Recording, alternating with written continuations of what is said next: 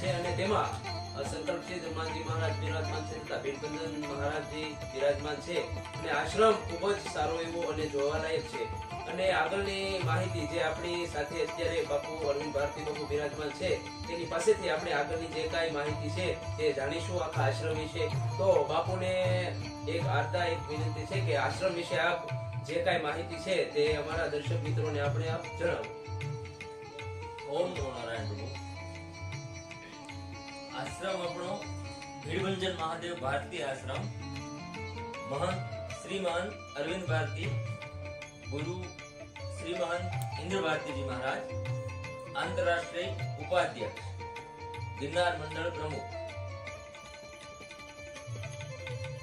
હવે આશ્રમમાં આપણે ગૌશાળા છે, ભીડભંજન મહાદેવનું સરસ બાણ છે, સંકલ્પ સિદ્ધ હનુમાનજી મહારાજનો રમણીય મૂર્તિ છે અને સંકલ્પ સિદ્ધ હનુમાનજી મહારાજ તથા ભીડભંજન મહાદેવ હાજરા હજુર છે.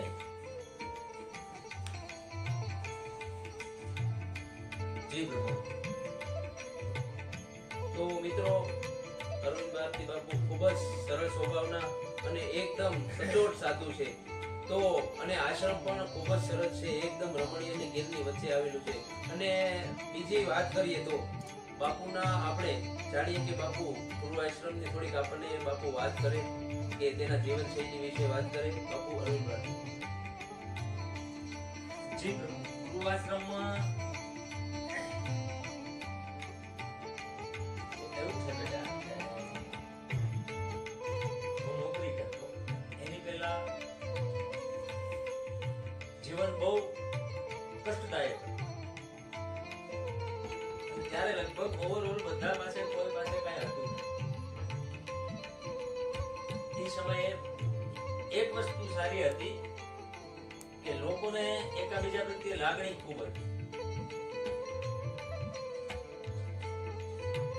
પછી ધીમે ધીમે મેં 20 વર્ષ નોકરી કરી અને પછી ધીમે ધીમે બહુ સારું થઈ ગયું. બસ બાકી પૂર્વાશ્રમમાં બીજું તો કંઈ કહેવા જેવું છે નહીં. પ્રભુ બાપુ ખૂબ જ પોતાની જીવનશૈલી પૂર્વાશ્રમમાં કષ્ટી ખૂબ વહેતી બાપુએ નોકરી કરીને આગળ વધ્યા. તો બાપુને બીજો પ્રશ્ન એ છે કે બાપુ તમે આ સાધુ સંન્યાસ જીવનમાં આવ્યા છો તો એનું કારણ શું છે એ જરા દર્શક મિત્રોને જણાવજો કે બાપુ આ જીવનમાં સંન્યાસ જીવનમાં આવવાનું કારણ શું છે. પ્રભુ, પૂર્વાશ્રમમાં પણ મારું જીવન એવું હતું કે ખવડાવી અને ખાવું, તો એના માટે થઈ અને એક સારું પ્લેટફોર્મ તો એમના માટે થઈ અને મેં આ સંન્યાસ જીવનમાં પ્રવેશ કર્યો. ગુરુ મહારાજની કૃપા અને આપણે જે મારી જે જીવન શૈલી છે એવી કે પૂર્વાશ્રમમાં પણ એ જ હતી કે ખવડાવીને ખાવું, ભોજન આ બધી વસ્તુમાં વધારે લગાવ અને ઈશ્વર પ્રત્યે અનહદ લાગે. એના હિસાબે આ સંન્યાસ જીવનમાં પ્રવેશ કર્યો. બાપુએ ખૂબ જ સરસ મજાની વાત કરી કે સંન્યાસ જીવનમાં આવ્યા પછી બાપુનો એક જ ઉપદેશ છે કે ખવડાવીને ખાવાનું. કોઈ પણ અહીંયા હું અહીંયા ખુદનો અનુભવી છું કે અહીંયા આવ્યો હોય પછી જેટલા મહેમાન આવ્યા હોય કે કોઈ પણ આવ્યું હોય, ભૂખ્યો માણસ હોય, એને બાપુ પ્રેમથી જમાડે છે. અને બાપુનો ખૂબ જ મુખ્ય ઉપદેશ એ જ છે કે ખવડાવીને ખાવાનું. તો બાપુને બીજી એક વાત મને જાણવા મળી છે, મેં જોયું છે એ પ્રમાણે કે બાપુ 5 દિવસની પરિક્રમામાં ખૂબ જ ભવ્યથી અતિભવ્ય મોટું રસોડું કરે છે અને બધાને જમાડે છે. તો બાપુ એ વિશે કંઈક તમે દર્શક મિત્રોને જણાવો કે બાપુ જે પરિક્રમામાં જે 5 દિવસ છે તમે કઈ રીતે બધાને જમાડો છો એની થોડીક માહિતી અમને આપો. ગિરનારમાં પ્રભુ પરિક્રમામાં 5 દિવસની 3 દિવસની પરિક્રમા હોય છે. હવે એવું થાય છે કે લોકો ઉતાવળા છે એટલે 2 દિવસ અગાઉ ચાલુ થઈ જાય છે, એટલે 5 દિવસની પરિક્રમા અત્યારે ખરેખર થઈ ગઈ છે. અઠવાડિયા અગાઉ આપણે જવું પડે છે. અને ગુરુ મહારાજની કૃપા તથા ગામ લોકો સાલરીદાર વલાદર પાવતી એ લોકો બધાના સહયોગથી આપણે એક સરસ અન્નક્ષેત્ર ચલાવીએ છીએ અને લગભગ 40 થી 50,000 માણસો આપણે ત્યાં પ્રસાદી લે છે. અને પરિક્રમામાં પ્રભુ કોઈ પણ જગ્યાએ આરામ કરવા માટેની વ્યવસ્થા છે નહીં. આપણા ઉતારે 1000 માણસો નાઇટ હોલ્ડે કરે છે અને આરામ કરી સવારે ફ્રેશ થઈ ચા નાસ્તો કરી અને પછી એમને વિદાય જી.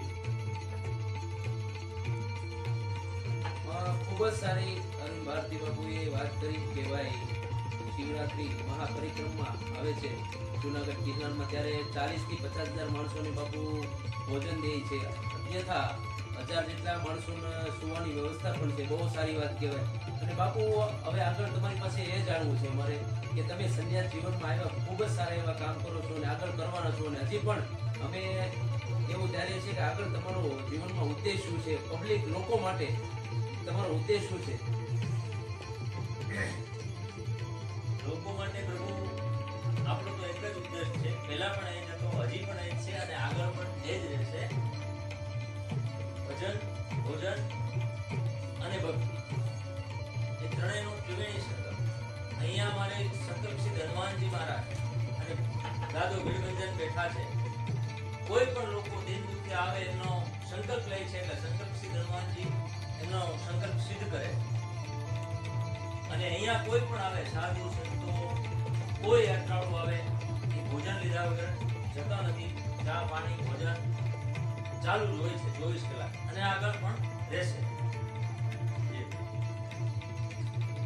તો બાપુએ વાત કરી એમ કે બાપુનો ખૂબ જ સરસ મજાનો ઉદ્દેશ કે કોઈ પણ લોકો અહીંયા આવે એની મનોકામના પૂર્ણ થાય, અને કોઈ સાધુ સંતો કોઈ પણ ગરીબ દુઃખી વ્યક્તિ આવ્યું હોય એને બાપુ ભોજન જમાડે. સારો ઉપદેશ, બહુ સારો ઉપદેશ કહેવાય. અને બીજી એ વાત કે અહીંયા દર 14 એટલે કે પાતળી અમાસ જેવા પ્રોગ્રામ થાય છે. ભજનોના દર મહિનાની અમાસના 14ના પ્રોગ્રામ થાય છે. નાના મોટા કલાકારો આવે છે, બાપુના આશ્રમે એને આનંદ મંગલ કરે છે અને ભજન અને ભોજન કરે છે.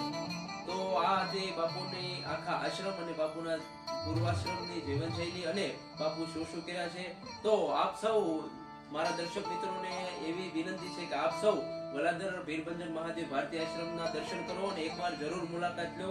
ખૂબ જ બાપુ સરળ સ્વભાવના અને દાદા ભીરભંજન મહાદેવ અને સંકલ્પસિદ્ધ હનુમાન બિરાજમાન છે. તો સૌ એકવાર મુલાકાત લો. ઓમ નમો નારાયણ મિત્રો.